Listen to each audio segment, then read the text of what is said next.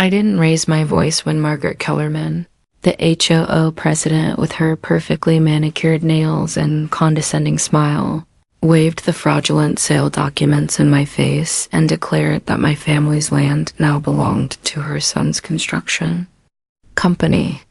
I simply reached into my briefcase, pulled out the federal reclamation order I'd spent 8 months securing through military legal channels, and placed it on the conference table between us. The color drained from her face as she read the Department of Defense letterhead, and her expensive lawyer went completely silent when he realized that the HOA hadn't just stolen from a deployed soldier. They'd illegally sold land that was still under federal military jurisdiction, and now the entire Meadowbrook Estates subdivision was about to be reclaimed by the United States Army. Before all this started, I thought I'd found the perfect place to build a life after my military service ended. The 40-acre tract in rural Virginia had been in my family since my great-grandfather bought it from a struggling tobacco farmer in 1952. It wasn't much to look at. Rolling hills covered in scrub pine and wild blackberry, with a little creek running along the southern border, but it was mine. I'd inherited it from my grandfather when I was 22 and deployed to Afghanistan. And for 15 years of military service, it represented everything I was fighting to get back to. Home peace, a place where I could finally stop moving. Every 2 years and put down actual roots, I'd spent countless nights in forward, operating bases and overseas barracks, sketching out plans for that land. A modest house near the creek, maybe with a workshop where I could restore old motorcycles. A garden where I could grow actual food instead of eating MREs. Room for a dog, or maybe even a couple of horses someday. When other soldiers talked about going back to their parents' houses or apartment hunting near base, I'd pull out my worn photos of those Virginia hills and describe the cabin I was going to build. The fishing spot I cleared as a teenager. The old oak tree where I'd hung a tire swing that was probably still there. The irony is that I'd specifically chosen not to develop the land before my deployment because I wanted to do it right. I wanted to come home, take my time, and build something that would last. So the 40 acres just sat there exactly as my grandfather had left it, wild, quiet, and waiting for me to return. I paid the property taxes religiously from whatever corner of the world the Army had sent me to, sent money every year to a local contractor to keep the access road clear and check on the old survey markers, and counted down the days until I could finally walk those hills as a civilian. What I didn't know was that while I was dodging IEDs in Iraq and training Afghan police forces, a group of local real estate developers had been eyeing my land with the kind of predatory patience that comes from knowing exactly how to exploit legal loopholes. They'd noticed that the property taxes were being paid by someone with a military address, done some digging, and discovered that the landowner was deployed overseas with no local representation. That's when they started laying the groundwork for what they probably thought was a perfectly legal theft. The first violation notice arrived at my APO address in Germany just 3 months before my discharge date. It was a thick envelope from something called the Meadowbrook Estates Homeowners Association, which was confusing because I'd never heard of any Meadowbrook Estates, and my land was definitely not part of any subdivision or HOA. The letter, signed by Margaret Kellerman in her flowery script, informed me that my property was in severe violation of community standards due to excessive vegetation, unpermitted structures, and failure to maintain landscaping in accordance with neighborhood covenants. I read that letter 3 times, sitting in my cramped quarters at Ramstein Air Base, trying to make sense of what seemed like a mistake. Unpermitted structures. The only structure on my land was a small hunting cabin my grandfather had built in the 1960s, which predated any modern building codes by decades. Excessive vegetation. It was 40 acres of undeveloped woodland. Of course it had vegetation. Community standards. What community? I'd owned that land for 15 years, and there had never been any HOA or neighborhood covenants associated with it. The letter gave me 30 days to bring the property into compliance, or face fines starting at $500 per violation, with additional penalties for each week of non-compliance.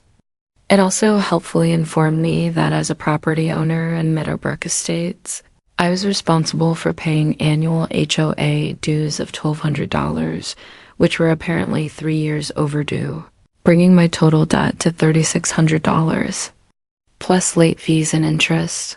I was scheduled to rotate back to the States in 8 weeks, so I decided to wait and handle this in person rather than trying to sort it out through international mail and sketchy phone connections. I figured it was some kind of clerical error. Maybe they'd gotten confused about property boundaries, or someone had filed paperwork incorrectly.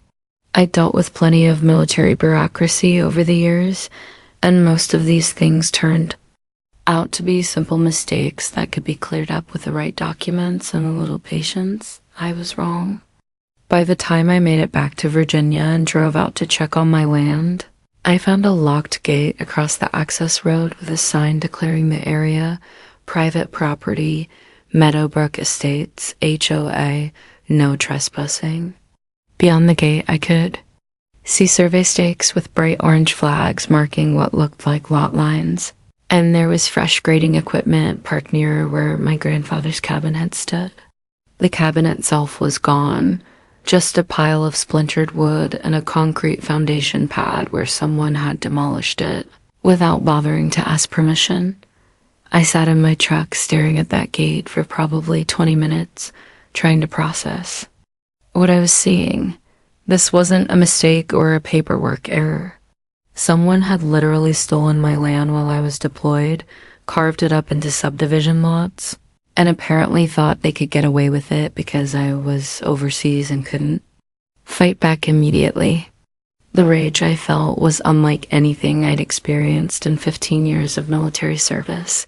Not the hot, immediate anger of combat, but the cold, calculating fury that comes from realizing you've been betrayed by the very country you've been serving. I drove straight to the county courthouse to find out what the hell was going on. The clerk in the assessor's office was a nice older woman who seemed genuinely sympathetic when I explained the situation. She pulled up the records on my property and frowned at her computer screen for several long minutes before asking me to wait while she consulted with her supervisor. When she came back, she had a thick folder of documents and a very uncomfortable expression. "Sir," she said carefully, "according to our records, your property was sold for unpaid HOA assessments and code violations 18 months ago. The sale was legally advertised in the county newspaper as required by law, and when no one appeared to contest it, the property was deeded to the HOA for the amount of outstanding fines and fees." She handed me a copy of the sale notice, a tiny classified ad buried in the legal section of a local paper I'd never heard of, announcing the sale of parcel the 22nd of March 847, with no mention of acreage or location details that would help anyone identify it as my family's land. The document showed a carefully orchestrated process that had unfolded while I was 12 time zones away with no way to respond. First, the newly incorporated Meadowbrook Estates HOA had filed liens against my property for various violations: failure to maintain landscaping, unpermitted structures, non-payment of dues for an HOA I'd never joined. Then they'd used Virginia's expedited foreclosure process for HOA liens to force a sale, bidding just enough to cover the fabricated debts and legal fees. The entire 40 acres, land that had been worth at least $800,000, had been sold for $12,000 to satisfy liens that shouldn't have existed in the first place. But here's where it gets interesting. The county clerk, bless her heart, was thorough enough to pull the complete chain of title going back to my great-grandfather's original purchase. And that's when we discovered something that Margaret Kellerman and her co-conspirators had missed. In their rush to steal my land, my great-grandfather hadn't bought that property from just any tobacco farmer in 1952. He'd bought it from the federal government as part of a post-war land disposal program, and buried deep in the original deed was a clause that I'd never paid attention to before, a reversionary interest that gave the military the right to reclaim the property for national defense purposes. The land had originally been acquired by the War Department in 1943 as part of a training facility for airborne units. After the war, they'd sold off pieces of it to veterans and local farmers, but they'd kept legal strings attached in case they ever needed to expand military operations in the area. Those strings had been passed down through every subsequent deed, including mine, but they were written in a kind of dense legal language that most people skip over when they're buying property. More importantly, the reversionary clause specifically stated that any transfer of the property without proper federal notification and approval would be considered void, and the land would immediately revert to military control. Margaret Kellerman and her HOA had not only failed to notify the appropriate federal agencies of their foreclosure and sale, they'd actively ignored multiple warnings from the Department of Defense when military legal officers tried to intervene on my behalf. See, I hadn't been completely helpless while I was seized. When I first received those HOA violation notices, I contacted the base legal office for advice, and they'd assigned a JAG attorney to look into the situation. Captain Sarah Morrison was a sharp military lawyer who specialized in service member property rights, and she'd immediately recognized the foreclosure process as potentially fraudulent. She tried to contact the HOA and the county officials to halt the sale proceedings, but her letters had been ignored or dismissed as military interference in civilian legal matters. Captain Morrison had done something else, though something that Margaret Kellerman would later describe as unconscionably sneaky, when she was screaming at her own lawyer about why he hadn't warned her about federal reversionary interests. Morrison had researched the original federal deed and discovered the military's retained interest in the property. She'd then filed a formal claim with the Department of Defense, arguing that the HOA's actions constituted an illegal seizure of property that was still partially under federal jurisdiction. The wheels of military bureaucracy turn slowly, but they're thorough. For 8 months, while I was finishing my deployment and transition out of the Army, a team of Defense Department lawyers had been building a case to reclaim my property. They documented every violation of federal notification requirements, every ignored letter from military legal officers, every procedural shortcut that the HOA had taken in their rush to complete the theft. The day I walked into that county courthouse as a newly discharged veteran, Captain Morrison's legal work was finally ready to bear fruit. The Defense Department had prepared a formal reclamation order under the original 1943 reversionary clause, complete with federal court backing and a U.S. Marshal's authorization to enforce it. All I had to do was present the evidence of the fraudulent sale and request that the military exercise its legal right to reclaim the property. I wanted to look Margaret Kellerman in the eye when her world fell apart. I wanted to see the expression on her face when she realized that she hadn't just stolen from some powerless deployed soldier. She'd stolen property that was still under federal protection, and her entire subdivision development was now illegal. So instead of going straight to federal court, I requested a meeting with the HOA board to discuss the property transfer. The meeting was held at Margaret's house, a gaudy McMansion that she'd probably financed with profits from her various property schemes.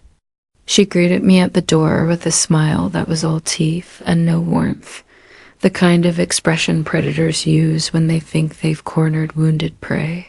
Her lawyer, a local guy named Phillips, who probably handled more real estate closings than actual litigation, was already seated at her dining room table with a stack of documents and a smugly confident expression.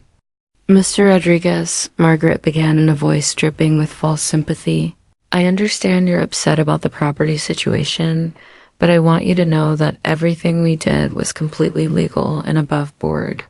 Your land was in serious violation of county codes and HOA standards, and when you failed to respond to our notices, we had no choice but to pursue foreclosure. I'm sure you understand that we have to maintain property values for all the homeowners in Meadowbrook Estates." I listened to her entire speech without interrupting, watching her perform this elaborate show of reasonableness while her eyes stayed cold and calculating. She explained how they'd tried to contact me, how they'd given me every opportunity to pay the fines and bring my property into compliance, how the foreclosure process had followed Virginia law to the letter. Phillips nodded, along and occasionally interjected legal-sounding phrases about due process and statutory notification requirements. When she finished, I simply reached into my briefcase and placed Captain Morrison's reclamation order on the table. "Mrs. Kellerman," I said in the same calm tone I learned to use when dealing with hostile civilians in combat zones, "I think there's something you need to understand about the property you think you bought." The federal letterhead got their attention immediately. Phillips picked up the document and started reading, his confident expression fading as he worked his way through the legal terminology.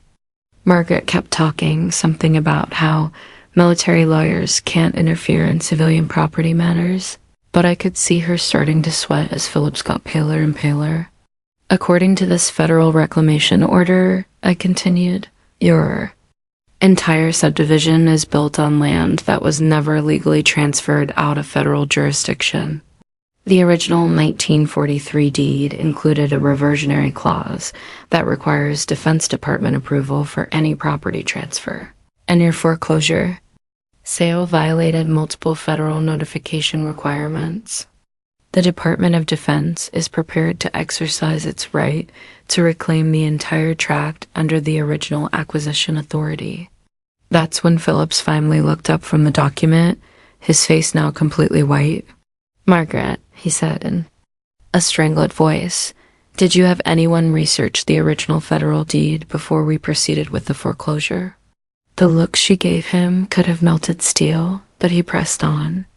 "Because if this reversionary clause is legitimate, and if we didn't follow proper federal notification procedures, then the entire sale could be void, and we could be looking at federal charges for illegally disposing of military property."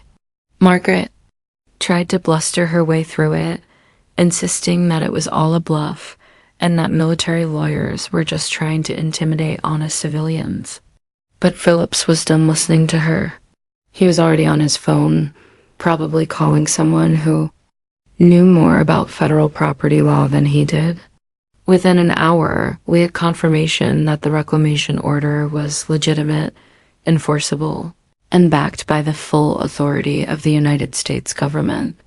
The next morning, U.S. Marshals and a team of Defense Department investigators arrived at Meadowbrook Estates with federal court orders to secure the property and halt all development activities. The construction crews were sent home, the survey equipment was impounded, and every house that had been built on the illegally subdivided land was red-tagged as structurally unsound due to unpermitted construction on federal property. Margaret Kellerman and 3 other HOA board members were arrested on federal charges of conspiracy to defraud the government, illegal disposition of military property, and wire fraud. The local newspaper ran a front-page story about the subdivision scandal that had cost dozens of homeowners their properties and left a half-built development looking like a ghost town.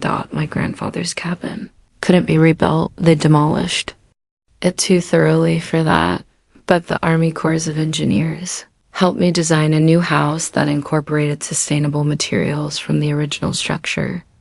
The federal government actually improved the access road as part of their site remediation, and they installed a proper survey monument to clearly mark the property boundaries and prevent any future misunderstandings about what land belonged. To whom the best part, though, was watching the aftermath unfold over the next 2 years.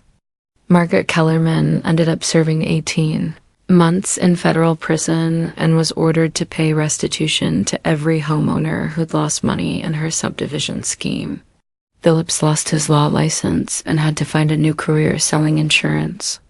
The local county officials who'd rubber-stamped the illegal foreclosure were voted out of office, and the state implemented new safeguards to protect deployed service members from predatory HOA practices. As for me, I finally built that cabin by the creek, installed a workshop for my motorcycle restoration projects, and planted a garden that produces more vegetables than I can eat.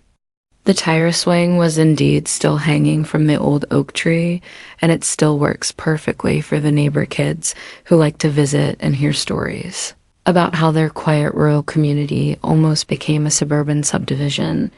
I keep a framed copy of Margaret Kellerman's original violation notice on my workshop wall, right next to my discharge papers and a photo of the federal reclamation order.